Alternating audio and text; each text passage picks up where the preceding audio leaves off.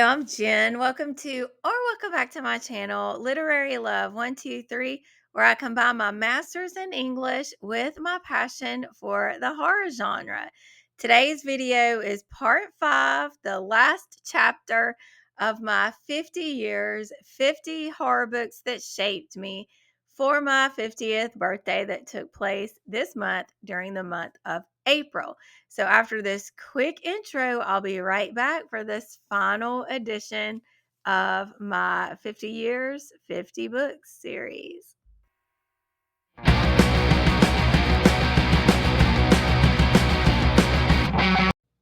Whew, we made it. Part 5, the final episode of 50 Years, 50 Horror Books that shaped me.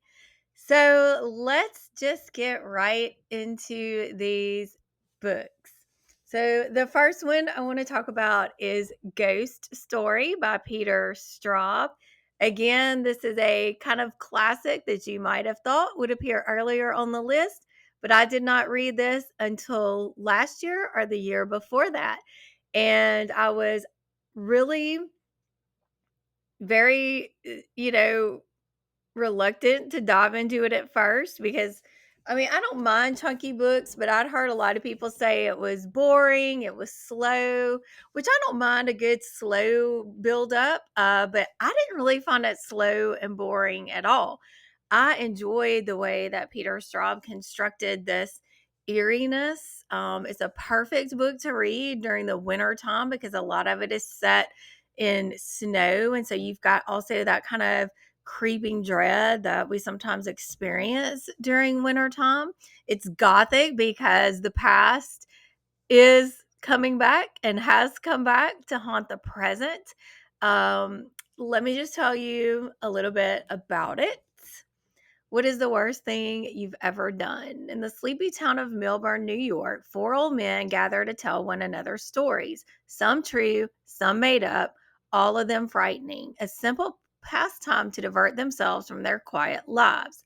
But one story is coming back to haunt them in their small town, a tale of something they did long ago, a wicked mistake, a horrifying accident, and they are about to learn that no one can bury the past forever. And seriously, there were a couple of passages in here that gave me chills and made like my hair stand up, which I don't, experience a lot. And so when I do, that's like chef's kiss. So let me I don't even know what sections I tabbed, but I would like to just mention them now that I'm back here. So I know I tabbed this one in the chapter titled Eva Galley and the Manitou, um, because it says, "Ah, what demon has tempted me here," which is a quote from Edgar Allan Poe's poem Ulalume. So that's why I tabbed that. And I'm looking at something else I tabbed, and that is something that gave me chills, but I don't think that I can read that to you because it would be a spoiler for something that happens in the story. And I know why I tabbed this line because it's about a woman's anger. You know how when a woman gets angry, really angry, she can reach way back into herself and find rage enough to blow any man to pieces? How all that feeling comes out and hits you like a truck? So this just really gave me all the perfect gothic ghosty feels for wintertime reading. So the next book I want to talk about is Full Immersion by Gemma Amor. So this book is uniquely personal for Gemma Amor herself. It is about her dealing with her own postpartum, or as it's called in the UK, postnatal depression, dealing with her overall depression, dealing with suicidal ideation, and it felt like a very, very personal book to me too. I got emotional while reading this book. It's got science fiction. It's kind of heavy on science fiction, which doesn't always work for me, but in the way that it's done in this book, it really it really worked well. for me. So I'm afraid I'll get too emotional if I try to get really personal about it. So I think I'm just going to read the back to you. What can you do when you're reeling from trauma, but you've tried it all? Counseling, yoga, pills, meditation, art, healthy living, none of it makes a dent. What's left? Magpie is out of ideas. She's desperate enough to try anything. Just when she thinks her life can get no worse, she discovers herself, or rather her own dead body, partially buried in the mud bank of a river. A man stands by, a familiar stranger. What does he want? And why can't she remember getting here? Why can't she remember anything? Unbeknownst to her, two pairs of eyes watch from behind an observation screen in a room filled with computers and sensors. An experiment is unfolding, but is Magpie the subject or practitioner? Reality becomes a slippery concept, and beyond the glass is something worse still, a hint of an outline shaped in darkness. Magpie realizes all too soon that her journey has transformed from healing to survival. She must become the hunter rather than the hunted, with her missing memories the prey. This book touched me on a deep level in, like I said, dealing with my own experiences with depression, with suicidal ideation, with dealing with the loss sometimes of certain memories, having memory gaps. Sometimes when I'm in the deepest throes of depression, not knowing exactly what's real and what isn't.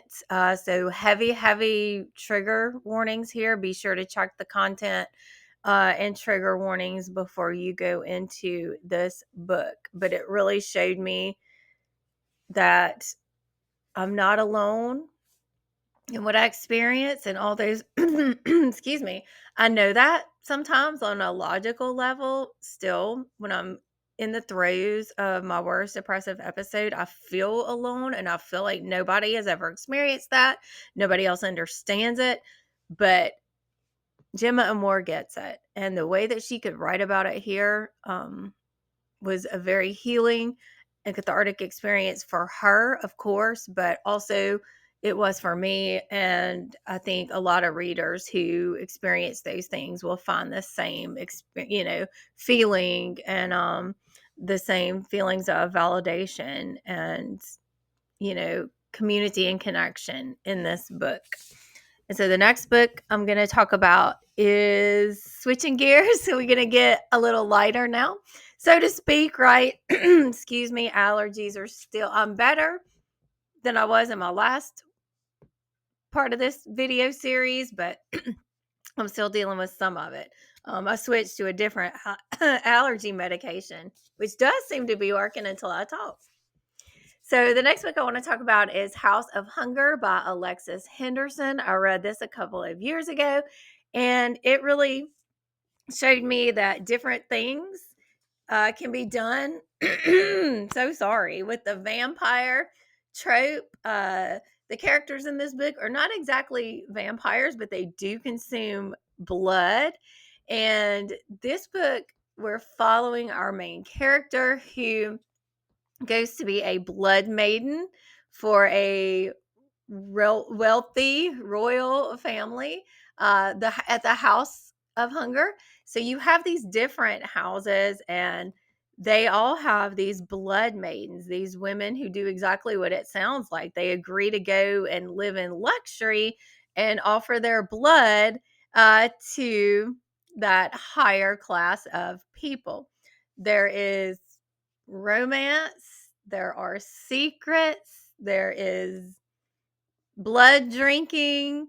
It's just a wonderfully gothic experience and a unique take on what, kind of vampire lore you can find. Okay. So the next book I want to talk about, I just read in March. And you might say, you just read it. How is it shaping you?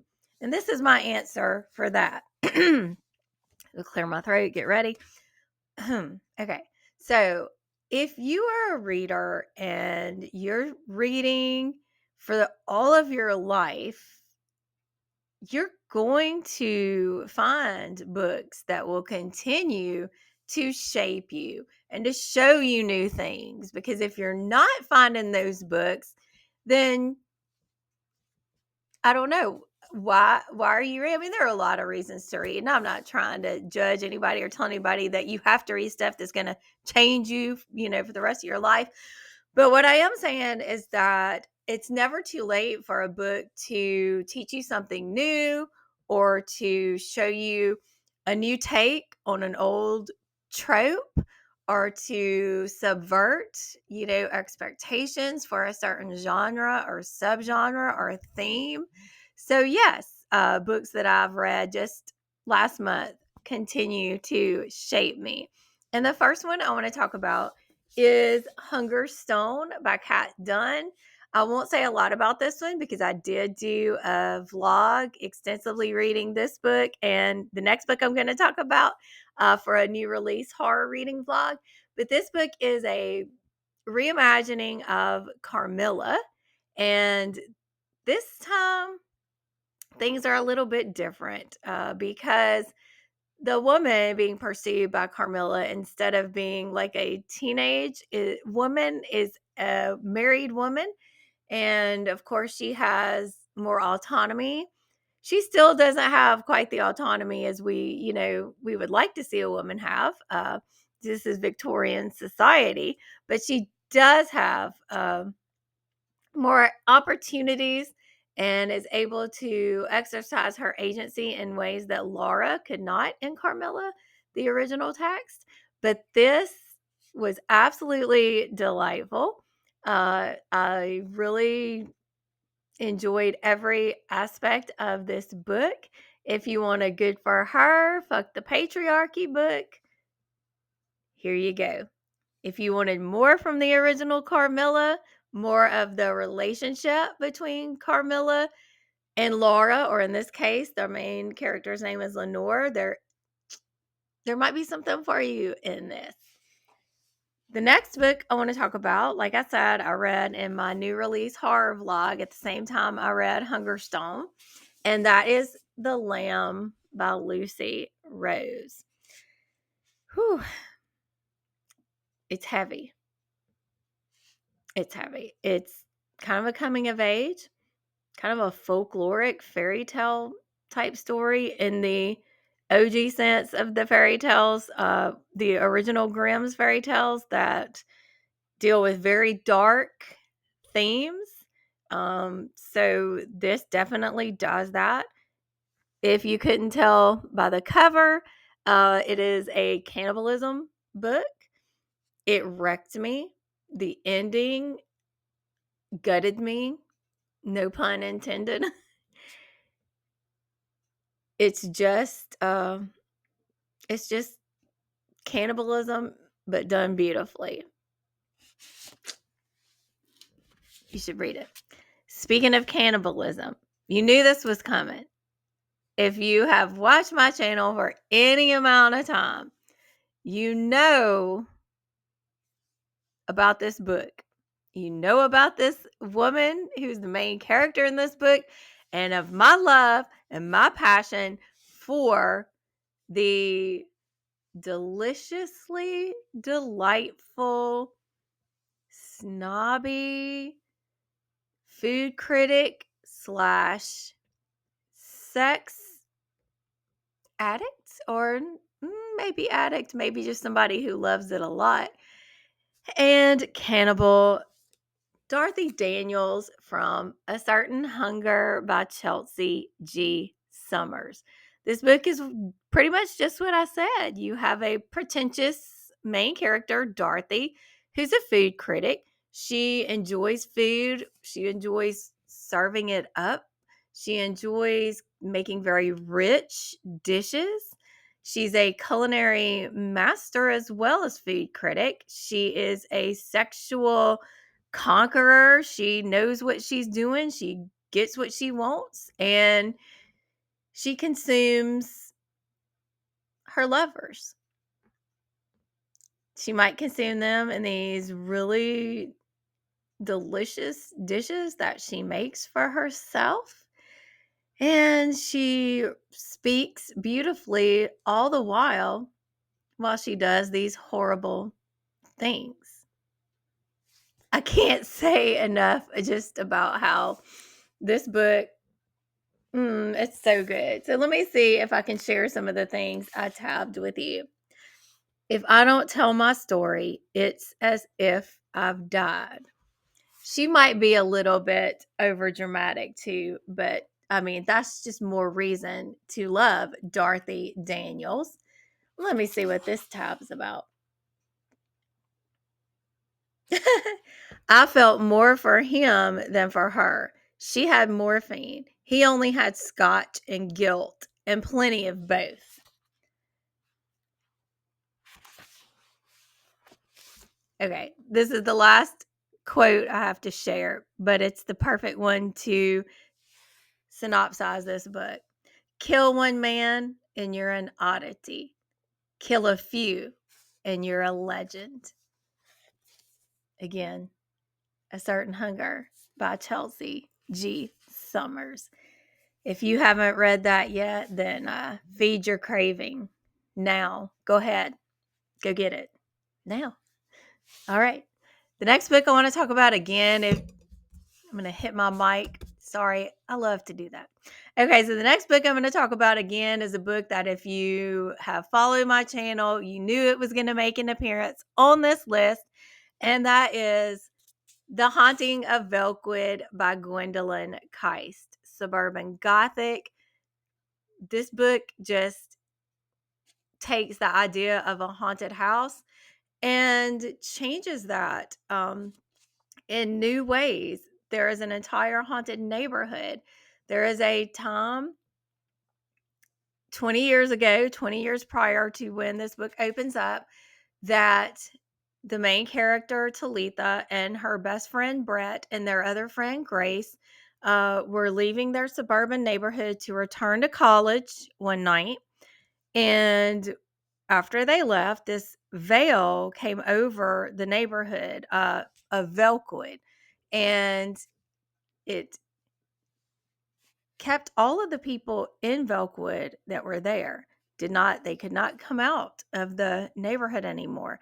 Nobody else outside that veil could get into the neighborhood except for Talitha, Brett, and Grace. Now, this book, it just is so unique. It's so beautifully written, encapsulating how people deal with trauma, whether they may repress it and move on or think they're moving on with their life by never focusing really on what happened in the past, just staying so busy or trying to be so successful that you can just push all of that down. And that is how Brett responds to the trauma.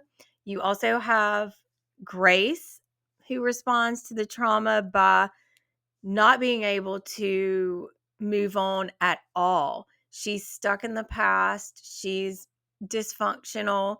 She can't function. Obviously, that's what dysfunctional means. She can't really have a normal life because she is so stuck in the past and so distraught over what happened. And then our main character, Talitha, she's kind of got her foot in both of those ways of processing trauma. She hasn't exactly repressed what's happened in the past, but she tries to just, when she thinks about it, just, not really let it completely be sorted through in her mind. She just wants to kind of be like, yes, it happened. But at the same time, she tries to sort of move forward, but she's very much stagnant. She goes from job to job. She doesn't have any kind of stable relationship. And they decide to go back and confront what happened that kind of caused that veil to come across the neighborhood in the first place. And it deals with family trauma. It deals, like I said, with the suburban gothic, this idea of suburbia where every house is a cookie cutter looking like the other house. Lawns are pristine. Everybody seems so happy on the surface, but there is something sinister that lurks beneath that facade. And again, I was on a live show discussion on Cliff and Chris's book club channel for the Fright Club book club talking about The Haunting of Belkwood. So I will link that live show discussion down in the description box below too, if you are interested in hearing more thoughts about The Haunting of Belkwood.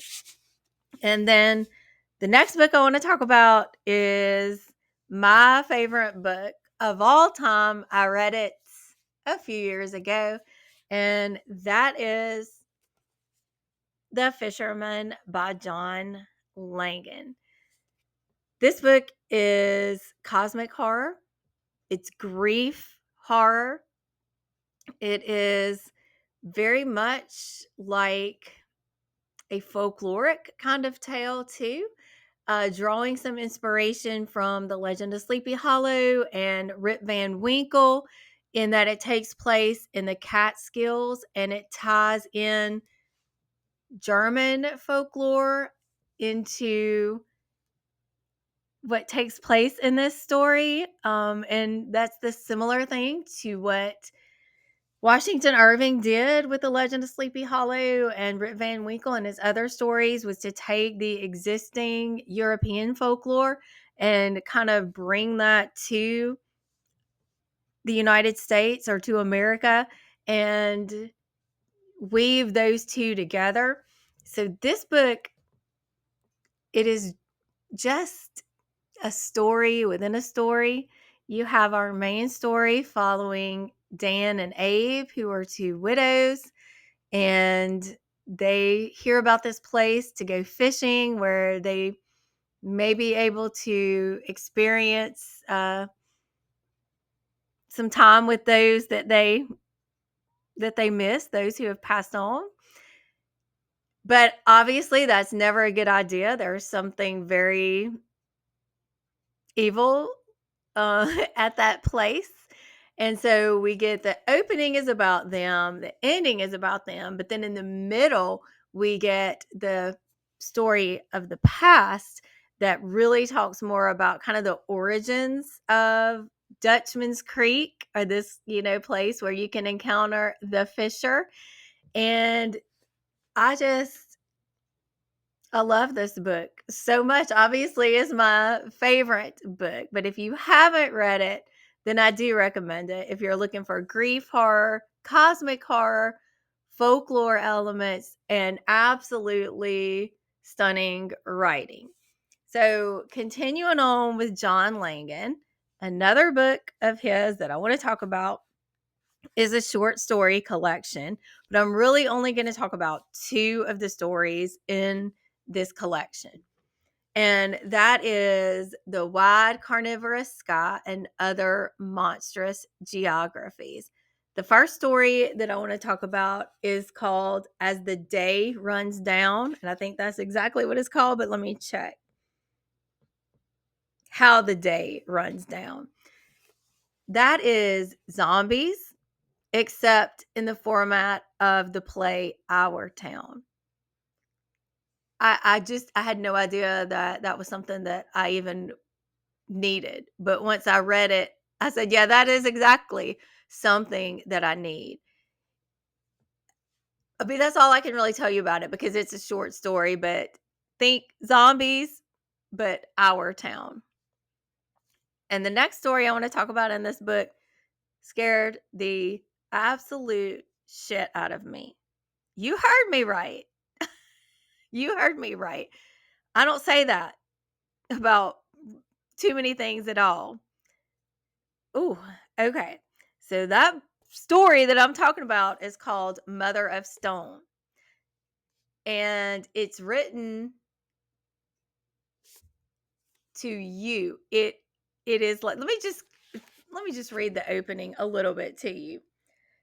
And you'll see what I mean, because I think that may have been part of the reason it got under my skin, but also just the story itself just is scary. No one who is present for any of it will say much, at least not over the phone.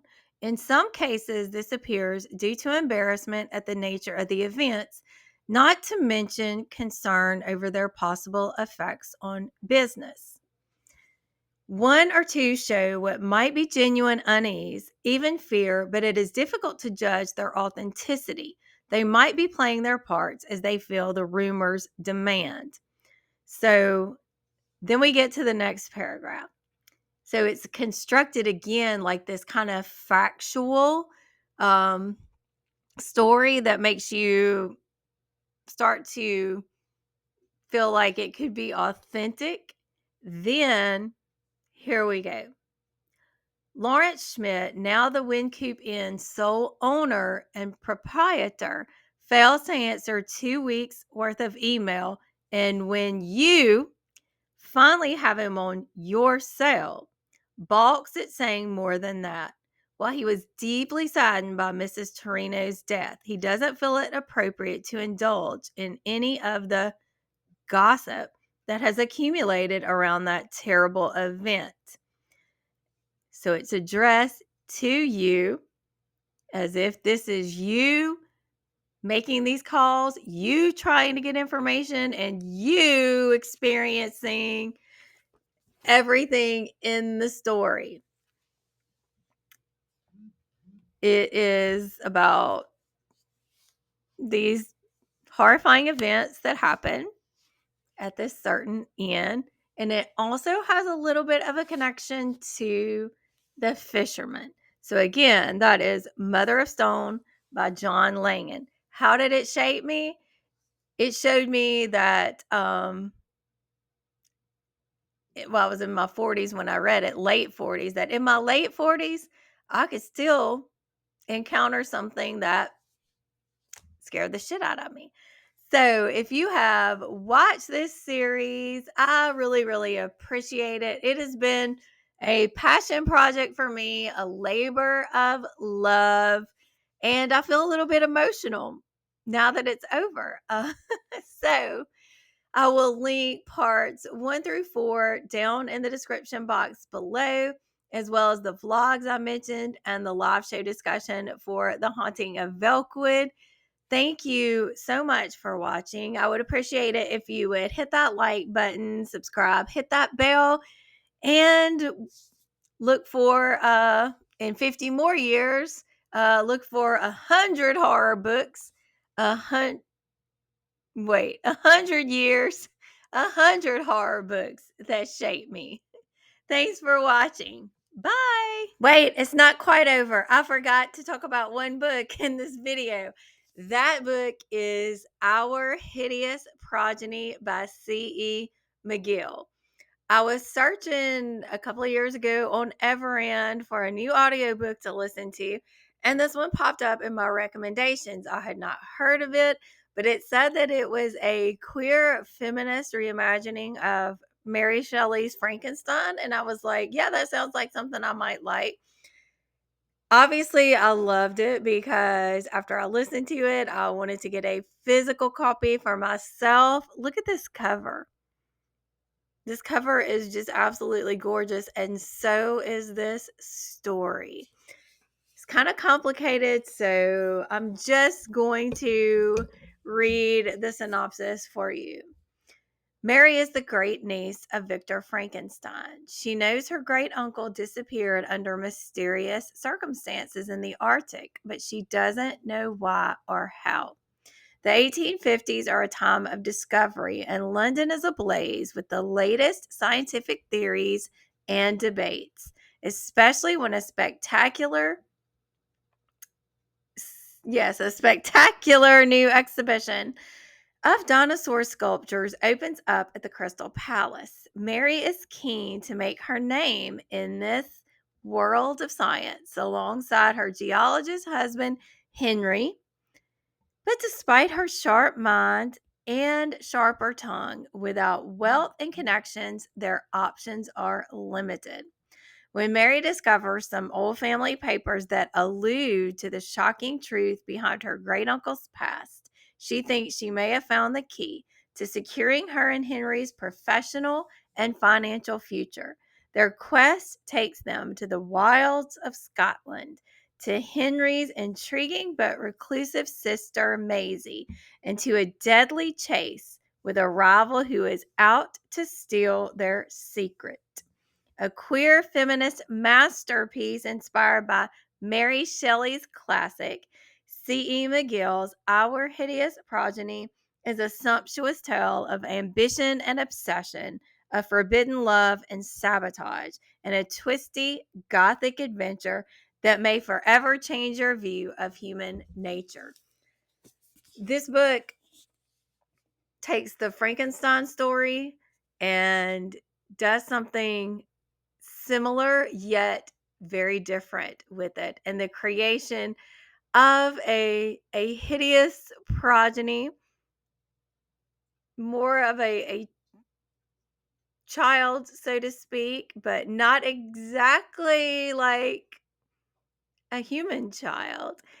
It just, it just did a lot of things I didn't expect, and I highly, highly recommend this book. And I feel like I don't hear enough people reading about it and talking about it. So if you love Frankenstein, if you're looking for another, Frankenstein reimagining, then definitely check out Our Hideous Progeny by C.E. McGill. Okay, this is it for real this time. Bye.